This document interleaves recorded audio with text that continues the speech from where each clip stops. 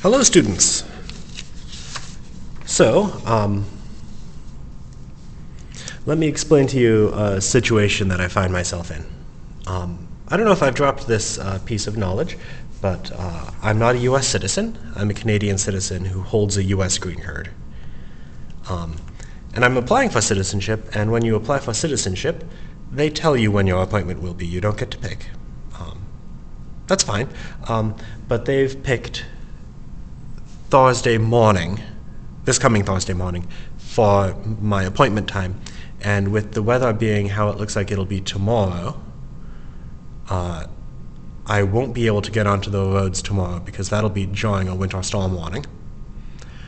I won't be able to get the car out of the driveway the morning after because the city doesn't plow our street. We have a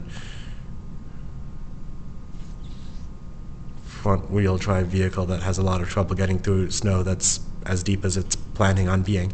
So chances are I'm canceling class Wednesday and Thursday. On Friday, I fly off to go give a talk. And so that's canceled, and then I don't get back till Tuesday, so Monday's also canceled. That's a lot of cancellation. So to make up for this, I'm spending the time to record a bunch of lectures today. So I hope you enjoy them.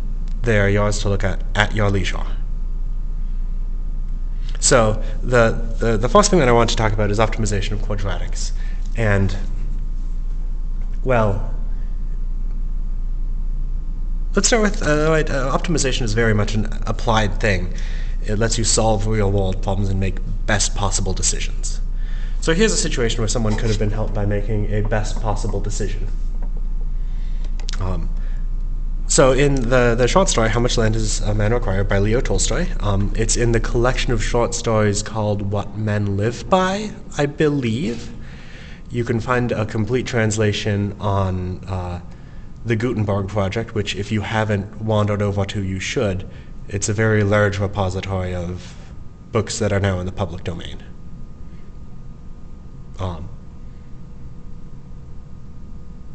So let's give the super condensed version of that story. So a man, Paco, is offered as much land as he can walk around in one day. Okay, well let's give more than that. So a man, Paco, lives in poverty, and at some point he says, "You know what? I don't like being poor. Devil, I will sell you my soul if you allow me to acquire lots and lots and lots of land and wealth." Devil says, "Deal." Cool. So then, like, maybe you know how some of the story will proceed. He lives a very frugal, stingy, and miserly, I think that's the right word, existence, acquiring stuff. At some point, he discovers a group of people which have an interesting cultural tradition in which you give them lots and lots of money, and then you walk for as long as you can from sun up to sundown. And if you make it back to where you started after putting up little flags to indicate your progress, you get all of the land that you captured in that walk. If you don't make it back to the starting point, you get nothing and they keep your money. He hears about it, he says, "Oh, what luck. I'm pretty good at walking." And so he signs up for it. So he goes out on the morning of, he starts walking, and he goes farther and farther and farther. And then at some point he looks at the horizon and says, "Oh, that's the sunset. I need to make it back before that gets all the way down." And so he marathon sprints the rest of the way back, just really going. And as he gets back to the beginning, the villagers are there. They're cheering on his good fortune. Yes, what success he has had. And he makes it there, acquiring his land, and then he dies of a combination of exhaustion and exposure. It being a work of Russian literature, you don't expect a happy end, and he made a deal with the devil. So, I mean, the spoilers, I guess, are in order. Anyhow, let's not try to ask the question, how much land can this man acquire? Let's ignore the question, how much land does a man acquire? Not a philosophy, ethics, or literature class. This is a mathematics class. Let's instead determine how much land this particular man could safely have acquired. Cool. So let's make some simplifying assumptions.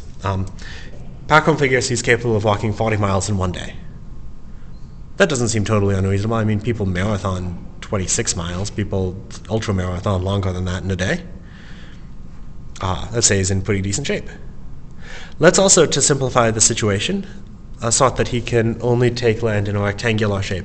If you want to address the more general question of shapes that have more freedom, maybe you want to study things like, well, multivariable calculus will give you some tools, and eventually the calculus of variations will give you more tools. But let's just deal with rectangular shapes. So what do we want to do? Pacom is going to walk a rectangle whose total perimeter is 40 miles, and we want to maximize areas. Let's draw a happy little picture. So there's a rectangle. Its width, I guess that's its easterly, westerly component, is x. Its northerly, southerly component, let's call that y. It doesn't matter what you call these variables. Let's try to write down the things that we know. So we want to maximize area, which is, well, the area of a rectangle is x times y, as you may remember from geometry. There's a constraint. 40 has to be the perimeter of this rectangle. And that perimeter of this rectangle, how far does he walk? Well, he walks x, y, another x, another y.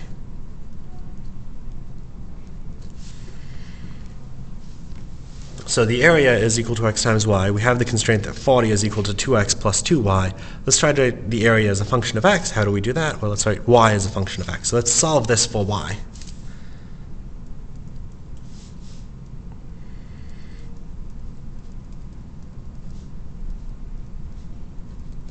We do that, we get y equal to, well, 2y equal to 40 minus 2x. So y is equal to 40 minus 20, goodness, division is hard, minus x. So the area, which is x times y, is now given by x times 20 minus x. And let's expand that out. That's the same thing as negative x squared plus 20x. And this is a benefit of this being a pre-recorded lecture. If there's a bit of arithmetic that you didn't follow, like that, pause and walk it out. Nice. So let's take that and let's complete the square to it.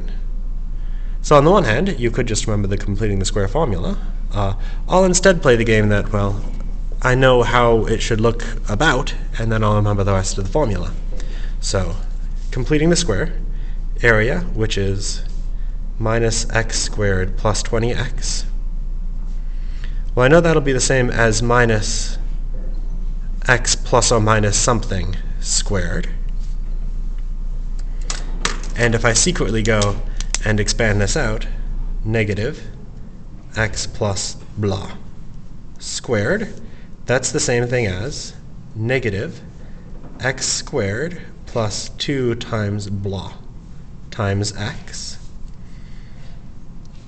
Oh, let's distribute that minus sign too. Minus blah squared. So that's the only x I see. So minus 2 times blah had better be the same thing as 20.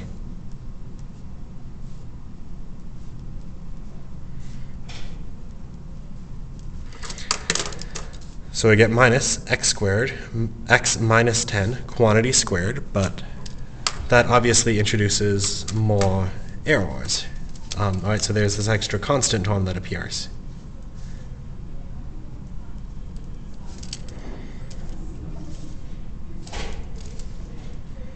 So on the one hand, right, you could just remember the completing the square formula. I'm showing you what to do if you don't, just to remember it. So putting that minus 10 in place, we'll see negative x squared plus 20x, exactly what we knew it should be. 10 squared is 100. Negative 10 squared is also 100. Minus 100 plus unknown. So I need negative 100 plus something I don't know to add up to 0. Well, that's pretty easy. It looks like this is just going to be 100.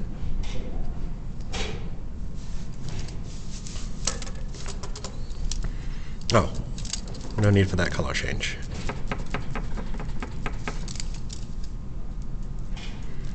Aha, that's now something that's super easy to graph, isn't it? That's going to be a parabola. It's going to open downward. It's going to shift right by 10 and up by 100.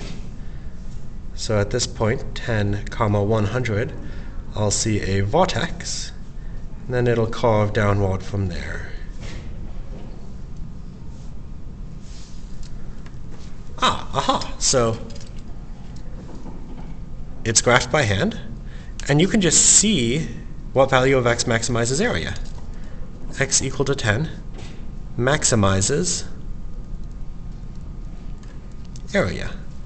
And in fact, the maximum area is 100. So Packrum's ideal rectangle has a length of x, which was 10, an area of 100, and what was the height of the rectangle? Well, there's the height. Y equals 20 minus x. 20 minus 10 is 10. The height is 10. So Packrum's ideal rectangle is a 10-mile by 10-mile rectangle whose area will be 100 square miles. Cool. So I guess there are two takeaways here. One, an application of this optimization theory could have saved this poor Russian individual's life. How many people just already guessed that it would probably be a 10 by 10 square? I mean, right, of course he did. Like a square should be the best possible rectangle. But this technique applies in situations where your geometric intuition won't help you. So let's suppose, let's try to write down a general formula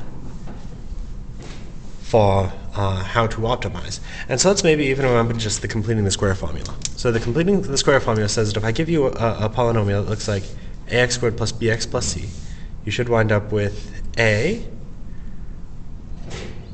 x, that should be a plus, b over 4a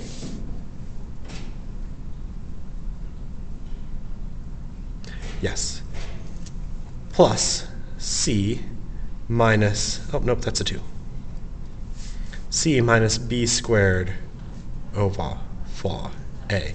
And let's just go ahead and check this, right? Because I obviously sound super confident. So let's check this by expanding.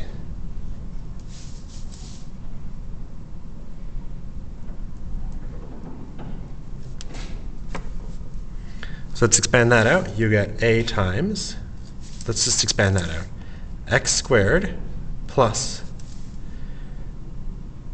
x times b over 2a.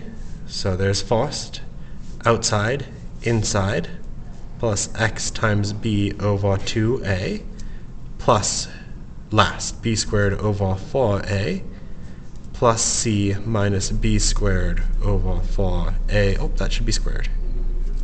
Right, I'm squaring this to get that. Distribute the a, you get ax squared. These combine to just be, I guess, x times b over a, and then I multiply by a, plus bx, plus multiply the a by this, b squared over 4a, because I divide by a squared, but then I multiply by a, one of the a's will cancel, plus c minus b squared over 4a. Yeah, awesome. So all this was to check that it works out, and it seems to. So there's the completing the square formula, and we're even confident of it now. So this is now easy to graph, right? The graph is a parabola, which opens up, not down, when a is positive, and opens down, not up, when a is negative. So when a is positive, we see a downward open, nope, when A is positive, Christ. We see an upward opening parabola, and I'll label that point in a moment. When A is negative, we see a downward opening parabola. And let's pay attention to exactly where this point is. So right, how do you get this? Well, we've accounted for the stretching and shifting in that A. It looks like you go left by b over 2a at x equal to negative.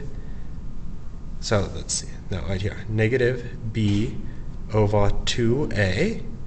And then the y value is whatever this y value is. C minus b squared over 4a. This point is the same. Negative b over 2a, comma, c minus b squared over 4a.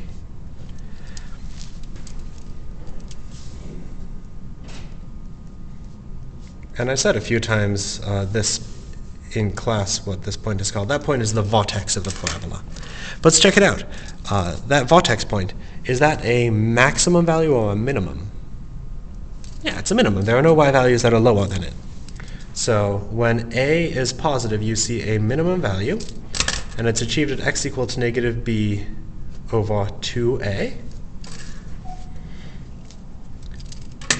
When a is less than 0, you see a global maximum at x equal to negative b over 2a. And in fact, maybe we could see what the y value is.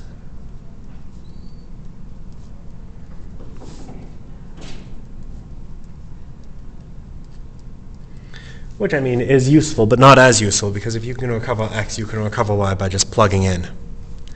So, here's the main result of today. Any quadratic function, ax squared plus bx plus c, has a vortex at x equal to negative b over 2a. When a is bigger than 0, that vortex minimizes f of x. When a is less than 0, that vortex maximizes f of x.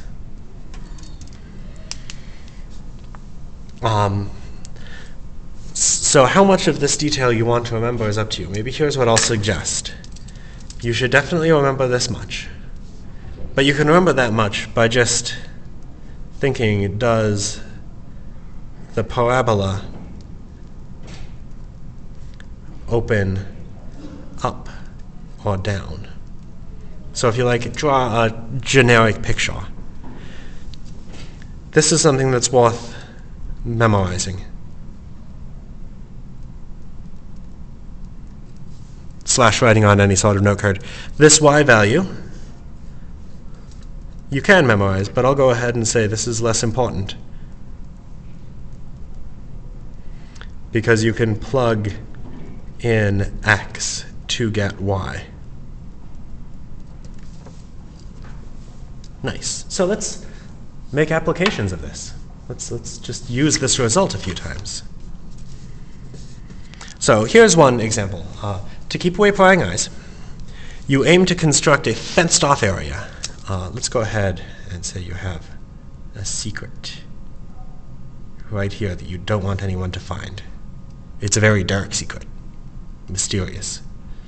So you construct this fenced-off area to keep prying eyes away. And you happen to even have a cliff wall nearby to use, which is nice. You can use that to dissuade people from coming in on the side with the cliff. I assume you don't have any rock climbers as your enemies. Maybe that's an overly strong assumption. You have 1,000 feet of fencing with which to walk, because you're trying to do this on a budget. You're going to capture a rectangular region. How large an area can you capture?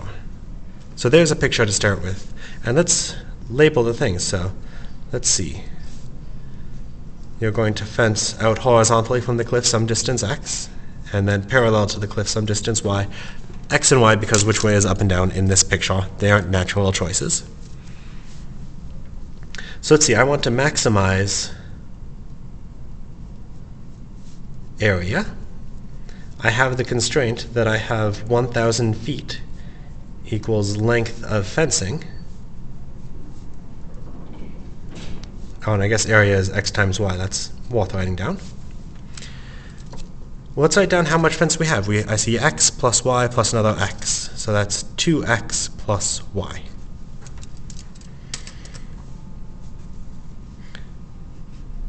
Okay, so I guess I've used a bunch of this already that's in this instruction. That's okay.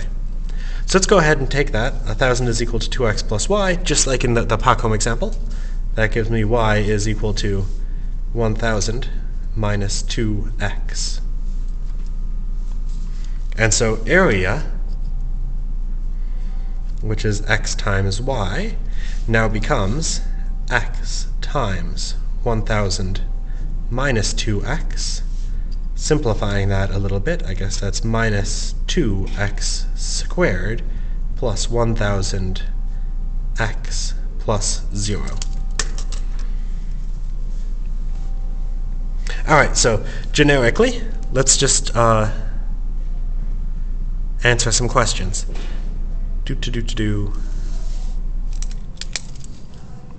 I guess I've already done that, so I'm going to block that off. Does the vortex maximize or minimize the area? So let's take a look at this. This coefficient is negative, so the graph will be a downward opening parabola.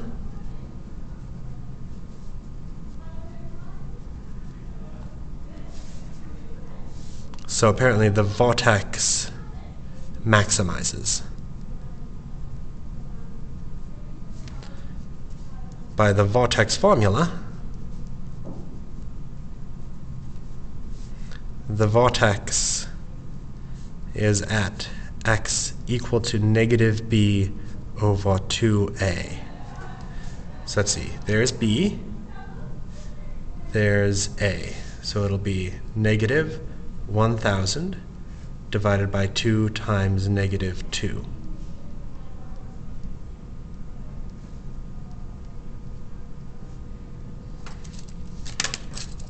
And that's 250. If you want to pause and like walk out that that's 250, go for it. I'm not going to. So let's answer the original question. X equal to 250 maximizes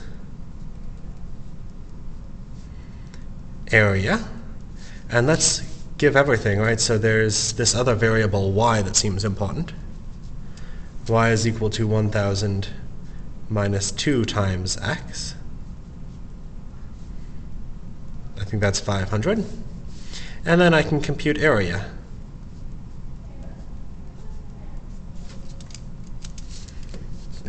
And I'll phrase it as a sentence in just a moment.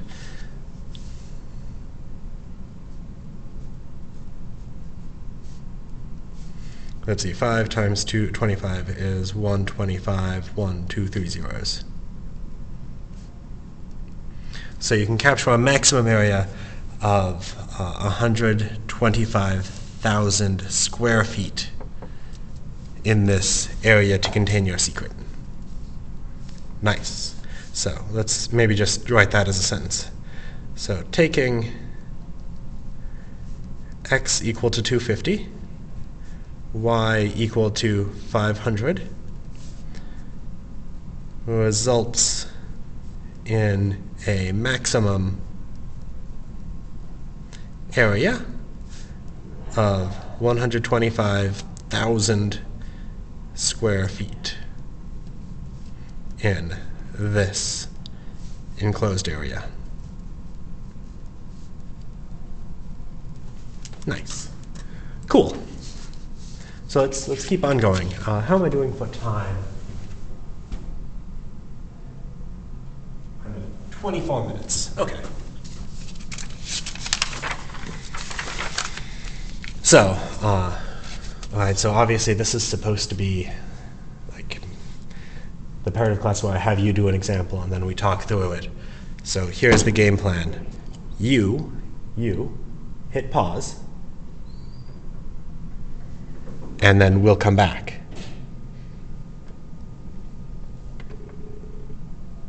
Okay, good, cool. You hit pause, you walked it out. We came back. Let's do it. So here's the situation. Human cannonball, Elena Grace Hentoff-Killian, is shot, who is an actual person, an actual human cannonball, currently active, is shot into an air with an initial vertical velocity of 80 meters per second. I don't know if that's reasonable. I know that she's a human cannonball. I have no idea if that's reasonable. She'll land on a safety net, so don't worry about her safety-wise. Her height after a total of t seconds, or do worry, maybe that makes the like whole spectacle more thrilling if you think there's danger. But there is an end, so. When will she land? Nope, not when will she land. At what moment of time will she achieve her maximum height? What is her maximum height? How high up will she go? Well, let's see. Her height is equal to negative 5t squared plus 80t by the model that's listed right there. So let's see, that value A is negative, so will the vortex maximize or minimize? The vortex will maximize.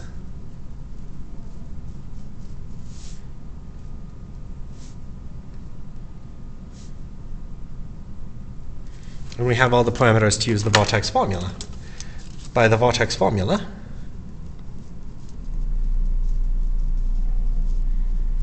the vortex of this parabola will be at x equal to negative b over 2a. And now let's just walk that out. That's 80 over 2 times negative 5, negative b over 2a. That's 8. And I guess it's really at t. T is the independent variable, 8 seconds. So the maximum height is at t equals 8 seconds. What is the maximum height?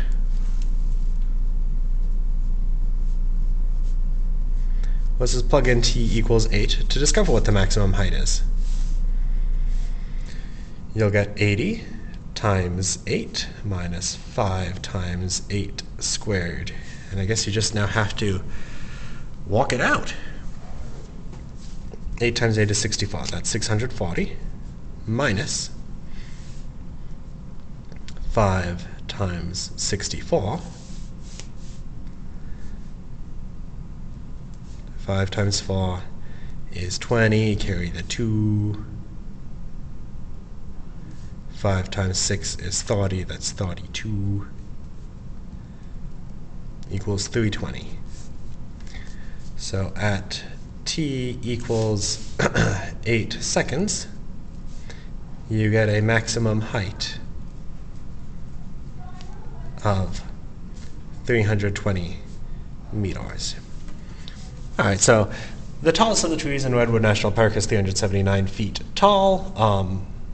Probably that's a poor choice to do a human cannonball exhibition. You might hit a tree. That would hurt the tree. And yourself, obviously. Does she exceed in height the tallest tree in Redwood National? So take a moment, answer the question, yes or no. If this were in class, I would like take a quick poll. It would be fun. Yeah, of course, the answer is no. 320 meters is somewhere around 320 times 3 feet, which maybe you could compute what that is. I'm not going to. Oh, shit. Right, the intuitive answer is no, because 379 is bigger than 320.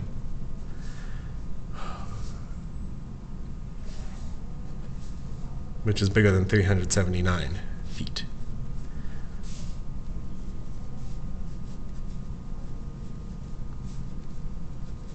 So she will exceed the tallest tree. Nice. And one last example. Again, this like the shtick that I do in class suddenly doesn't work because this isn't in class. This was supposed to be an exit quiz, so you would walk it out with your classmates. You would come forward and show me the right answer, and I would say, "Great, get out of here, you." Or I would say, "Great, but what are the units?" and then I would tell you to leave, though units are maybe a silly thing to ask about. So, let's answer this. The revenue at which the Onslaught has set up shop in the truffula forest has begun cutting down truffula trees and turning them into thneeds, which are a thing which everyone needs. And if you recall the story from which I am pulling this, the lifting of the Lorax, Dr. Seuss, you will recall that he brought in a great many cousins and family members to help run his operation. One of them happens to be an economist who tells him that a good first order approximation of the expected revenue generated at a single sale price is given by the formula revenue at a certain price point P is equal to negative 1/2 P squared plus a constant times P. So market analysis reveals that it's 1900, where P is the sale price of a thneed. Where should the Onslaught set the price in order to maximize revenue? So, right, this is asking maximize this function. So, the whole idea is the vortex formula. The vortex maximizes or minimizes. Let's see. This coefficient is negative, so that's A. There's B. I guess C is 0, that's okay. So the vortex will maximize because A is less than 0, A is negative. So let's just find the vortex. So the vortex is at, not x equals something, but instead P equals negative B over 2A. So that's negative 1900. 2 times negative 1/2. Hey, that's just 1900. P equal to 1900.